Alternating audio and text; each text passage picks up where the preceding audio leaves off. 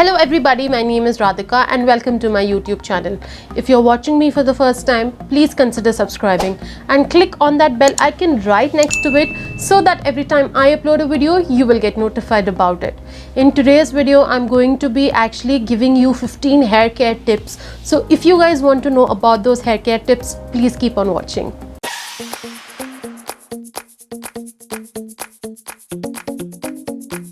First things first, trim your hair regularly, get your hair trimmed regularly so that you can get rid of the split ends, and that way your hair is actually going to get more space to grow, so that will actually lead to lengthening of hair.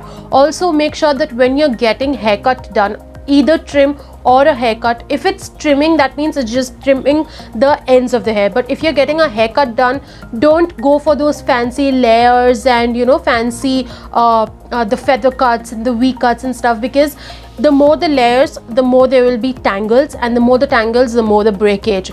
This is a tried and tested thing. I did this on my own on my hair, which is why I know that when I had layers in my hair, it used to actually tangle a lot, and that is why there used to be a lot of hair fall and breakage.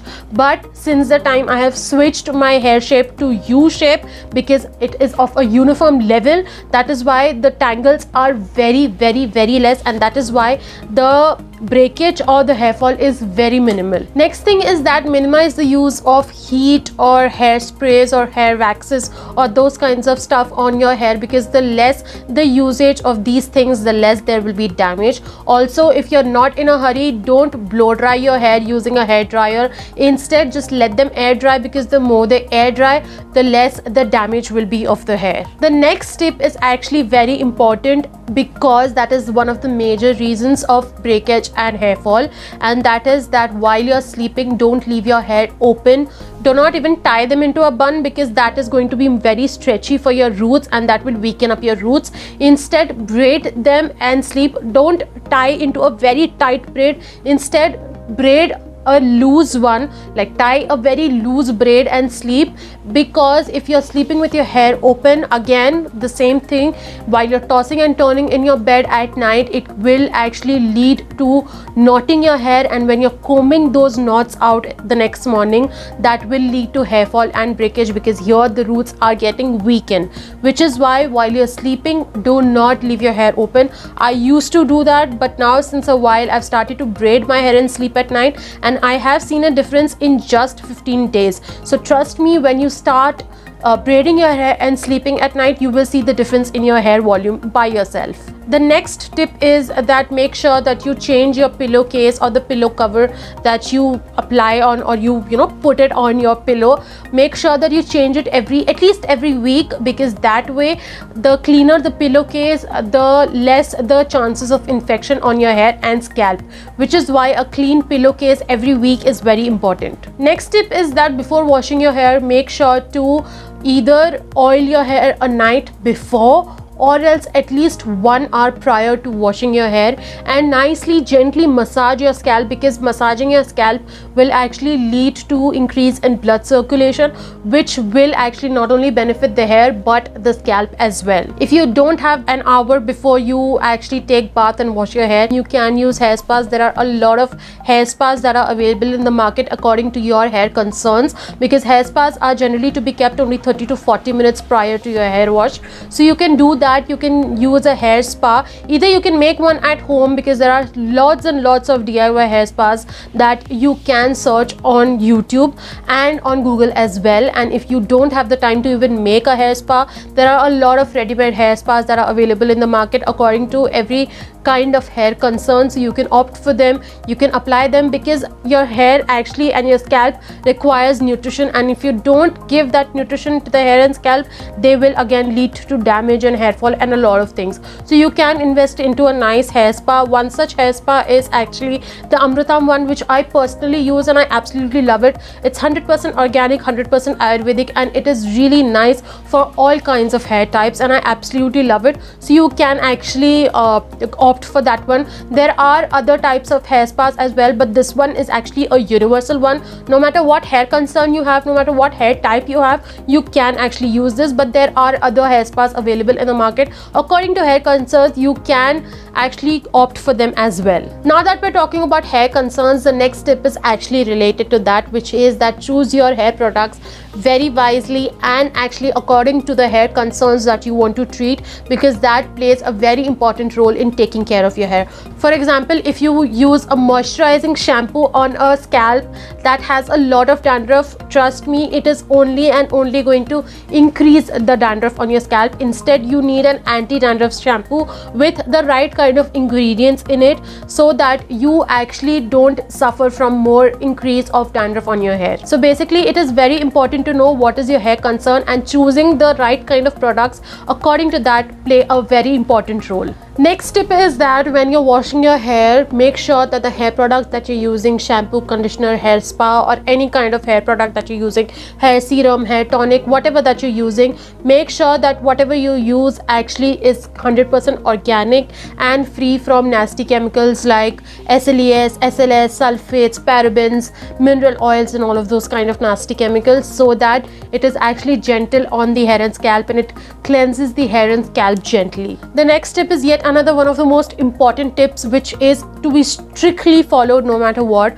which is that make sure that when you're washing your hair, you don't use extensively hot or warm water. You can use slightly lukewarm water, or normal temperature of water is highly recommended. But if you are, if it's like winter season, or if you live in a place that's constantly cold, then you can actually go for slight lukewarm water, because when you are using hot or warm water on your scalp, it is basically going to open up the hair follicles, which is going to result into weakening the roots of the hair, which will result into increase in hair fall. So if you want to avoid all of this chronology, it is very necessary that you go for either very slight lukewarm water or else room temperature water. The next tip is that do not change your hair products constantly. Instead, keep at least 7 to 8 months of gap between changing of each products, because if you change your products constantly, that can also lead to damage of hair, because you're trying out new products. Each product kind of happen to have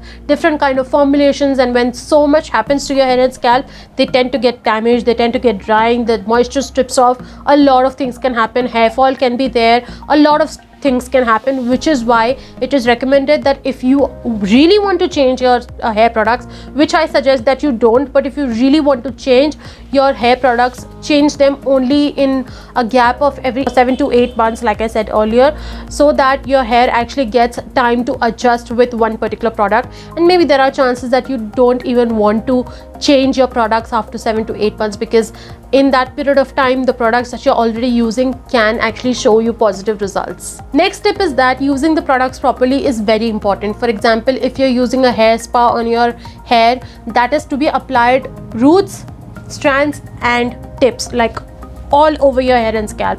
If you're using a shampoo is generally used for cleansing only the scalp.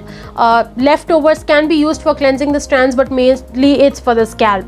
And if you're using a conditioner, avoid using it on the scalp, only on the strands is where the conditioner is to be applied, and do not forget your roots when you're using a conditioner.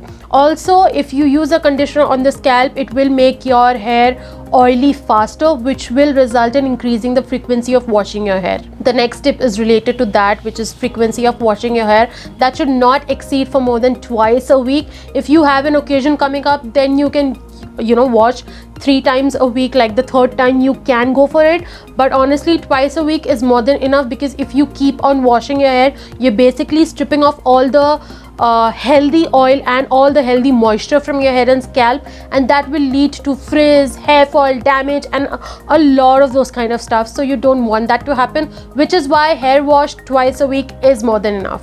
The next tip is that do not sleep with your wet hair, because when your hair is wet, that means the follicles are also wet and they are slightly bit open at that point of time.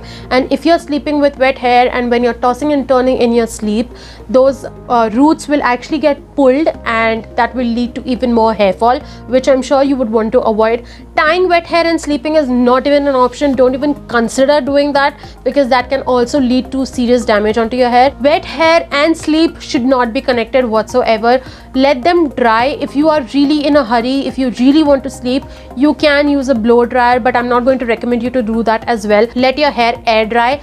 Let them dry completely, at least let the roots dry nicely, and then you can tie a loose braid and you can sleep. But wet hair and sleep is not even an option. The next tip is that when you're drying your hair after a hair wash and when you're tying them up, tie it either using an old cotton t-shirt or a microfiber cloth or a towel that is very thin in its thickness, so that your hair does not get damaged, because that can also be one of the reasons for hair fall. Also make sure that when you're tying your hair like that in a cloth after your hair wash, you do not keep them tied for a long time. Keep it for 2 to 3 minutes. In that time period, actually the dripping water will be soaked by the cloth with which you have tied it and kept, and that way it will not be stretched for a long time. It won't be kept tied up for a long time. It will dry faster and that will lead to less damage. The next tip is that never ever comb your wet hair. If you really want to comb them, then let them dry a little bit, and then like the wet hair, let them dry out a little bit.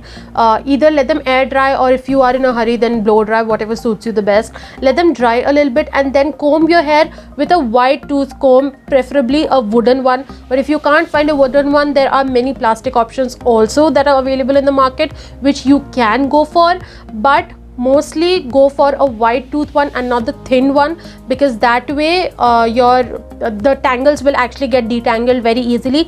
And also do not use a hairbrush when you're combing wet hair, because even that can lead to hair fall. The last tip is related to hair serums, which is that when you're using a hair serum, you should apply it from here till the ends of your hair and not on your scalp, because if you apply hair serum on your scalp, it can actually lead to increase of oil production on your scalp, and that way the frequency of hair washes will increase. Also make sure that when you're using a hair serum, it is related to the hair concern that you have. Like if you have frizzy hair, you're using an anti-frizz serum and so on. And if you use serums according to your hair concerns, that's actually going to be the best thing. Apart from all of this, leading a very healthy lifestyle is also very important. Hydrate yourself, eat healthy food. All these things also play a very important role in healthy hair and scalp.